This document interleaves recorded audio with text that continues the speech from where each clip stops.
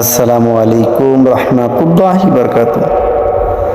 আমাদের এই ছোট্ট জীবনী কত রকম আশা ভরসা, কত রকম লোভ লেপসা, কতই না হতে চাই পয়সাওয়ালা, কতই না দামি ভিআইপি লোক হতে চাই।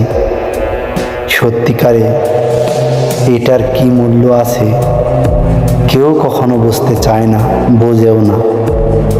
কারণ দুনিয়াতে যারা আমরা আসছি না, বুঝছেন, সব কিছু ভুলে গেছি যে আমাদের জন্য সামনে কি অপেক্ষা করতেছে, সেটা কি মৃত্যু। সেটা জানার পরেও সারাক্ষণ আমরা পরনিন্দা, পরগীবত সব কিছু লিপ্ত রাখি। আল্লাহ সকলকে তুমি মাফ করো, ভালো হওয়ার তৌফিক দান করো। আমিন।